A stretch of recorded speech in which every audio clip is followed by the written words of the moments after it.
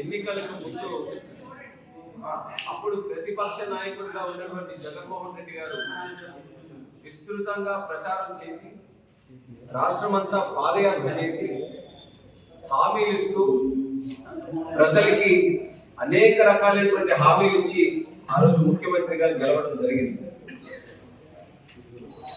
2019 నుంచి నేటి వరకు సుమారు 4.5 సంవత్సరాల ఈ యొక్క వైఎస్ఆర్ కాంగ్రెస్ పార్టీ ప్రభుత్వ పరిపాలనలో అప్పుడు ఇచ్చినటువంటి హామీల్లో ఎంతవరకు అవి అమలు చేయగలిగారు అన్నటువంటి లెక్క మేము మొత్తం కూడా వేసి ఒక ప్రధాన ప్రతిపక్ష పార్టీగా తెలుగుదేశం పార్టీ ఒక పుస్తకం కూడా ఈ రోజు వేసి అది విడుదల చేయడానికే ఈ కార్యక్రమాన్ని కూడా నేను నిర్వహించాను.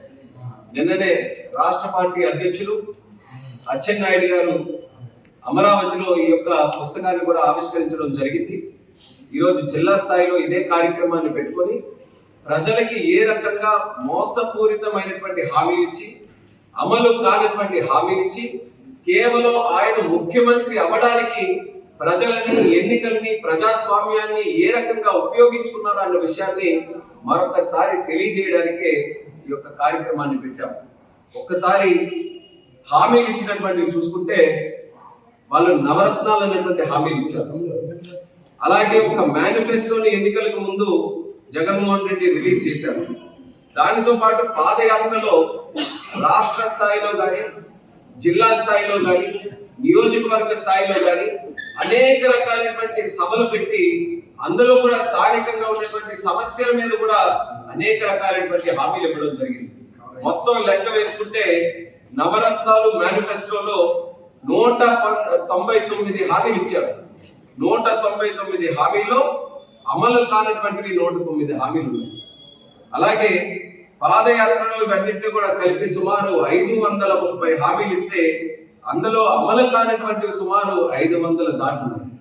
మొత్తం మీద 730 హామీలు ఎన్నికలకు ముందు జగన్మోహన్ రెడ్డి ముఖ్యమంత్రి అవ్వడానికి ఇస్తే అందులో అమలు కానటువంటివి 85%, అంటే 621 హామీలు పూర్తిగా అమలు చేయకుండా కేవలం గాలిలో మాట్లాడినటువంటి మాటలుగానే మిగిలిపోయాయి. అంటే ఏ ఒక్క కార్యక్రమాన్ని కూడా రాష్ట్రాన్ని కానీ ప్రజల్ని ఉద్దేశించి చేయలేనటువంటి వైఫల్యమైనటువంటి ప్రభుత్వం ఈ వైఎస్ఆర్ కాంగ్రెస్ పార్టీ ప్రభుత్వాన్ని మేము తెలియజేసుకుంటున్నాం. ఈ రోజు రాష్ట్రం అంతా కూడా అతలాకుతలంగా మారింది. ఏ ఒక్క వర్గం కూడా సంతోషంగా లేదు. ఏ ఒక్కరు కూడా ఈ యొక్క ప్రభుత్వ పరిపాలనలో మేము బాగుపడ్డాం, మా కుటుంబం బాగుపడింది, లేకపోతే మాకు ఒక ఉద్యోగం వచ్చింది, లేకపోతే ప్రభుత్వంలో నుంచి మేము చక్కగా సహకారం పొందామనేటువంటి మాట ఒక్క కుటుంబం గాని ఒక్క సగటు మనిషి గాని ఈ రోజు చెప్పలేకపోతున్నారు. అంటే ఎంత ఆందోళనకరమైనటువంటి పరిస్థితుల్లో ఆంధ్రప్రదేశ్ రాష్ట్రం ఉందో ఒక్కసారి ప్రజలు కూడా గమనించమని తెలియజేస్తున్నారు. ఇప్పటికీ కూడా హామీల విషయం మేము అడుగుతుంటే మీరు ఎన్ని హామీలు ఇచ్చారు కదా దీని మీద ప్రస్తావించండి అంటే ఎంత అబద్ధపు మాటలు ఈ రోజు కూడా మాట్లాడుతున్నారంటే 99.5% హామీలన్నీ కూడా అమలు చేశాము. మరి పుస్తకం అందుకనే మీ తాలూకా అబద్ధాలని బట్టబయలు చేయాలనే ఈరోజు ప్రాపర్ గా ప్రతి ఒక్కటి కూడా ముద్రించి పుస్తకాలను కూడా మేము వేయడం జరిగింది. ఇది రాజకీయం కోసం వేసినటువంటి పుస్తకం కాదు. ఇది ఒక ప్రతిపక్షం కింద మీకేదో మాయమాటలు చెప్పినటువంటి విధంగా వేసినటువంటి పుస్తకం కాదు. మీకు అత్యంత ప్రీతి పాత్రమైనటువంటి ఛానల్ ఏదైతే సాక్షి ఉందో మీ సొంత డబ్బులతో మీ కుటుంబ సభ్యులు డైరెక్టర్లుగా ఉండి పెట్టినటువంటి సాక్షి ఛానల్ ఏదైతే ఉందో అందులో వచ్చినటువంటి కథనాలు, అందులో మీరు మాట్లాడినటువంటి మాటలు, అందులో ఎలక్షన్ కు ముందు గొప్పగా మ్యూజిక్లు పెట్టి బ్యాక్గ్రౌండ్ మ్యూజిక్లు పెట్టి ఇదిగో జగన్మోహన్ రెడ్డి గారి ఈ హామీలు ఈ జిల్లా కోసం ఈ రాష్ట్రం కోసం ఈ ప్రజల కోసం ఇచ్చారని ఏవైతే సాక్షి ఛానల్లో మీకు నచ్చినటువంటి ఛానల్ వేశారో ఆ మనస్సాక్షి ఛానల్లో ఉన్నటువంటివే ఈ రోజు ముద్రించి మరి ప్రతి ఒక్కటి కూడా వేశాం. అన్ని రికార్డ్స్ తో సహా వీడియో రికార్డ్స్ తో సహా అన్ని ఉంచుకొనే ఈ రోజు ఈ యొక్క ముద్ర కూడా వేయడం జరిగిందని తెలియజేస్తున్నాం. డిబేట్ పెట్టమని వాళ్ళందరికీ కూడా డిమాండ్ చేస్తున్నాం. వైఎస్ఆర్ పార్టీ నాయకులు ఎవరైతే మేము 99.5% హామీలని పూర్తిగా అమలు చేశామని అంటున్నారో ఒక్కసారి ఈ పుస్తకాన్ని మధ్యలో పెట్టి డిబేట్ చేయడానికి ప్రజల మధ్యకి రావడానికి మీరు సిద్ధంగా ఉన్నారా లేదా సమాధానం చెప్పమని ఆ నాయకులకి ఆ జగన్మోహన్ రెడ్డి గారికి సందర్భంగా నేను అడుగుతున్నాను. ఏమైంది జగన్మోహన్ రెడ్డి గారికి? ఒక్కసారైనా సరే ప్రెస్ ముందు ఇప్పటికైనా సరే ముందుకు వచ్చి ఒక్కసారైనా మాట్లాడారా? ఎందుకు మాట్లాడలేకపోతున్నారు? హామీలు అడుగుతారని ప్రెస్ వాళ్ళు కానీ పబ్లిక్ కానీ ఎక్కడైనా సరే ఇలా పబ్లిక్ గా ఒక ప్రెస్ మీట్ పెడితే ప్రతి ఒక్క విషయంలోనూ వాళ్ళకి ప్రశ్నలు అడుగుతారని చెప్పి భయపడి ప్రెస్ కూడా పెట్టలేనటువంటి ముఖ్యమంత్రి దేశ స్థాయిలో ఎవరైనా ఉన్నారు అంటే అది కేవలం జగన్మోహన్ రెడ్డి అనేది కూడా మళ్ళీ మనం తెలియజేసుకోవాలి. ఒక్క ప్రెస్ మీట్ పెట్టకుండా ఒక్క హామీ మీద సక్రమంగా మాట్లాడకుండా ఈ రోజు పారిపోయేటటువంటి పరిస్థితికి జగన్మోహన్ రెడ్డి వచ్చారు. కానీ ఈ రోజు ఉన్నటువంటి అదనంగా ఉన్నటువంటి వైఎస్ఆర్ పార్టీ మంత్రులు అనుకోవచ్చు, నాయకులు అనుకోవచ్చు, వాళ్ళ తాలూకా సలహాదారులు అనుకోవచ్చు, అందరూ కూడా అబద్ధాలు చెప్పడంలో పండితులుగా ఈ రోజు మారారు. ఏ ఒక్క విషయంలో కూడా ఈ రోజు సముద్రాన్ని చెరువు చేయండి, చెరువును సముద్రం చేయండి అంటే అవలేలుగా అవన్నీ కూడా జిమ్మిక్కులు చేసి మాట్లాడేటటువంటి శక్తి ఈ రోజు వైఎస్ఆర్ పార్టీ నాయకుల్లో ఉంది. ఆ రోజు ఆ శక్తిని ఉపయోగించుకున్నారు. కాకపోతే మొట్టమొదటిసారిగా చేశారు కాబట్టి ప్రజలు అందరూ కూడా కాస్త మోసపోవడం జరిగింది. ప్రజలు గమనించలేకపోయారు. దొంగల్ని దొంగలుగా చూడడంలో కాస్త విఫలమయ్యారు ప్రజలు. అది అవకాశంగా తీసుకొని ఇన్ని రకాలైనటువంటి హామీలు ఇచ్చారు. ఒక్కసారి యువతకి సంబంధించినటువంటి హామీలు మనం తీసుకుంటే ఇదే జగన్మోహన్ రెడ్డి ఆ రోజు పాదయాత్రలో చెప్పినటువంటి మాటే కదా. నోటిఫికేషన్లు, ప్రభుత్వ నోటిఫికేషన్లు మా ప్రభుత్వం వచ్చిన తర్వాత మేము ఇస్తామని చెప్పినటువంటి వ్యక్తి ఈ రోజు ఎన్ని నోటిఫికేషన్లు ఇచ్చారో పేపర్ రిలీజ్ చేయమని ధైర్యంగా నేను అడుగుతాను. ఒక్క ఉద్యోగం అంటే ఒక్కటి సక్రమంగా ఈ రోజు ఇచ్చినటువంటిది లేదు. ఎన్ని నెలలు అయ్యాయి? ఈ రోజు సుమారు 55 నెలలు దాటి ఈ రోజు ఈ పరిపాలన కొనసాగింది. ప్రతి సంవత్సరం కూడా జాబ్ క్యాలెండర్ రిలీజ్ చేస్తామన్నారు. ఒక్క సంవత్సరం కూడా జాబ్ క్యాలెండర్ రిలీజ్ చేయకుండా ఉన్నటువంటిది ఈ ప్రభుత్వం. అలాగే నోటిఫికేషన్లు లేవు.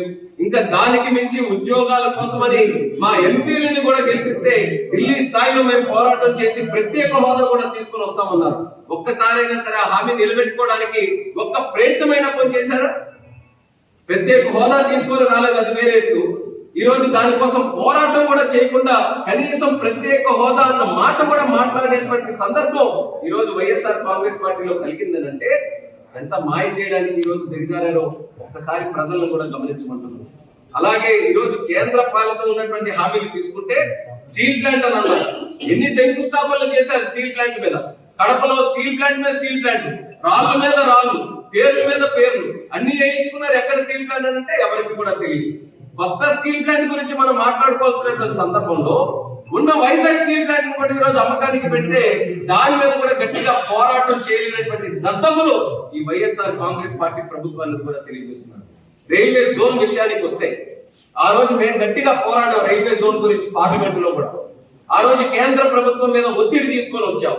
ఉత్తరాంధ్ర ప్రాంత ప్రజల తాలూకా ఊపిరిగా ఇది భావించి ఆ రోజు ఉద్యమాన్ని ఢిల్లీ వరకు, పార్లమెంటు గేట్ల వరకు కూడా మేము తాకిడి చేసే విధంగా పోరాటం చేస్తే ఫిబ్రవరి 2019 ఎన్నికలకు ముందు ఆ ఒత్తిడికి అనుగుణంగా అక్కడ ఉన్నటువంటి కేంద్ర మంత్రి, రైల్వే మంత్రి పీయూష్ గోయల్ గారు ఆ రోజు ఉంటే విశాఖపట్నం నుంచి మరి అనౌన్స్ చేశారు. అంటే మా ప్రభుత్వంలో ఉన్నప్పుడు, తెలుగుదేశం పార్టీ ప్రభుత్వం ఉన్నప్పుడు అనౌన్స్ చేయగలిగాం. మా పోరాటం వల్ల ఆ రోజు ఆ ఒత్తిడికి ఆ రోజు వచ్చి కేంద్ర ప్రభుత్వం ఖచ్చితంగా రైల్వే జోన్ ఇస్తామని ప్రకటన కూడా చేసి సౌత్ కోస్ట్ రైల్వే జోన్ అన్న పేరుతోని అనౌన్స్ కూడా చేయడం జరిగింది. ఫిబ్రవరిలో అనౌన్స్ చేస్తే మే కల్లా ప్రభుత్వం మారింది. జగన్మోహన్ రెడ్డి ఆ రోజు ముఖ్యమంత్రిగా అయ్యారు. అంటే 2019 నుంచి ఈ రోజు 4.5 సంవత్సరాలకు పైగా అవుతుంటే ఎందుకు రైల్వే జోన్ వాస్తవ రూపం దాల్చలేదన్న విషయాన్ని ఈ రోజు వరకు కూడా గ్రహించలేదు జగన్మోహన్ రెడ్డి అని అడుగుతున్నాను. మొన్ననే జరిగినటువంటి శీతాకాల సమావేశాల్లో నేనే ప్రశ్న అడిగాను, ఎంత ఆలస్యం జరుగుతుంది, ఎంత జాప్యం జరుగుతుంది, అనౌన్స్ చేశారు కానీ ఒక్క బిల్డింగ్ కూడా అక్కడ కట్టలేదే, ఎందుకు కట్టలేదని ప్రశ్న అడిగితే కేంద్రం స్పష్టంగా సమాధానం చెప్పింది. 52 ఎకరాలు మేము కావాలని అడిగితే రాష్ట్ర ప్రభుత్వం దాన్ని క్లియర్ చేయలేదని. అంటే ఆఖరికి రైల్వే జోన్ తాలూకా చిక్కుముడి కూడా ఈ రోజు జగన్మోహన్ రెడ్డి వేసుకొని కూర్చున్నాడు అనేది బట్టబయలు ఈ రోజు పార్లమెంట్ ద్వారానే. దాని మీద సమాధానం చెప్పగలరా? కేంద్రం నుంచి వస్తున్నటువంటివి సర్వసాధారణంగా వాళ్ళ తాలూకా బాధ్యత ఈ రాష్ట్ర ప్రభుత్వం కానీ నిర్వర్తించుంటే ఈరోజు అన్ని కూడా వాస్తవం రూపం దాల్చడానికి అన్ని కూడా అమలయ్యేవి. కానీ వాటి మీద కూడా దృష్టి పెట్టకుండా ఎంతకాలం కూడా దోచుకుందాం, దాచుకుందాం అన్నటువంటి మాట ఈ వైఎస్ఆర్ పార్టీ తప్పితే ఎక్కడ కూడా ప్రజలకు ఉపయోగపడినటువంటి కార్యక్రమాలు ఎక్కడా చేయలేకపోయారు. ఈరోజు రాష్ట్రంలో ల్యాండ్ తీసుకున్నా, శాండ్ తీసుకున్నా, మైన్ తీసుకున్నా, అన్నిటి మీద కూడా విస్తృతంగా ఒక మాఫియా లాగా స్ప్రెడ్ అయి అన్ని వనరులు కూడా కొల్లగొడుతున్నారు. ల్యాండ్ విషయానికి వస్తే మన ఉత్తరాంధ్రలోనే ఎగ్జాంపుల్, విశాఖపట్నానికి రాజధాని తీసుకొని వస్తామని చెప్పి ఎన్ని రకాల భూ కబ్జాలు విశాఖపట్నంలో చేశారో మనం కల్లారా మనం రోజు కూడా చూస్తున్నాం. అలాగే ఈ రోజు శాండ్ విషయానికి వస్తే తెలుగుదేశం పార్టీ ప్రభుత్వంలో ఉన్నప్పుడు సగటుగా 1500 రూపాయలకి మాక్సిమం ఒక ట్రాక్టర్ ఇసుక మనం ఇంటి దగ్గర వేయించుకోగలిగితే ఈ రోజు 5000 నుంచి 10,000 నుంచి 15,000 వరకు కూడా కొన్ని ప్రాంతాల్లో ఇసుక కోసం ఖర్చు పెట్టడం జరుగుతుంది.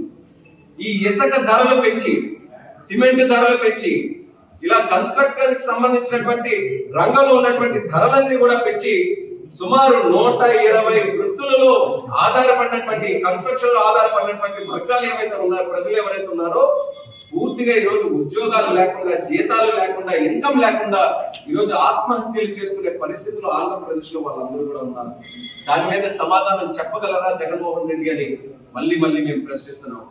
అలాగే మనం చూసుకుంటే అమ్మఒడి, నవరత్నాలు తాలూకా హామీ, అమ్మఒడి అని అన్నారు, 15,000 అన్నారు. ఒక్కరైనా చెప్పమనండి సంవత్సరంలో 15,000 మేము ఇస్తున్నామని ఒక్క నాయకుడైనా సరే ఆ రోజు హామీలు కూడా ఇచ్చినటువంటిది ఏంటి? ఎంతమంది పిల్లలు ఉంటే అందరికీ కూడా మేము సమానంగా 15,000 పిల్లలకి చొప్పున ఇస్తామన్నారు. అది మొదటి సంవత్సరంలోనే ఆ స్కీమ్ అంతా కూడా ఇచ్చేసారు, ఒక్కరికే ఇస్తామన్నారు. పోనీ ఆ ఒక్కరికైనా సక్రమంగా హామీ అమలు చేస్తున్నారని అంటే అది కూడా ఈ రోజు చేసే పరిస్థితుల్లో లేదు.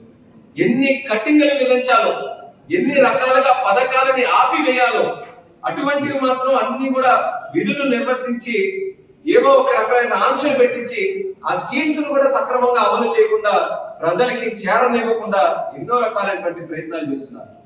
అమ్మఒడి అని చెప్పి ఈ రోజు ఎంత డబ్బులు ఇస్తున్నారో దానికి 5 రెట్లు నాన్న పుట్టి అని లాగేసినటువంటి దుర్మార్గుడు ఈ జగన్మోహన్ రెడ్డి అని స్పష్టంగా తెలియజేస్తున్నారు. ఏమైందంటే మద్యపాన నిషేధం అనేది జగన్మోహన్ రెడ్డి చెప్పినటువంటి మాటే కదా.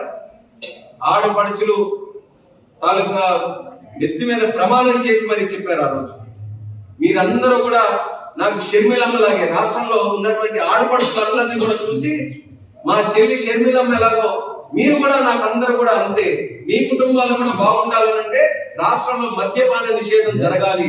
ఆ మద్యపాన నిషేధం నేను ముఖ్యమంత్రి అయితేనే చేయగలను, మరెవరు చేయలేరు, నాకు ఓట్లేసి గెలిపించాలన్నారు.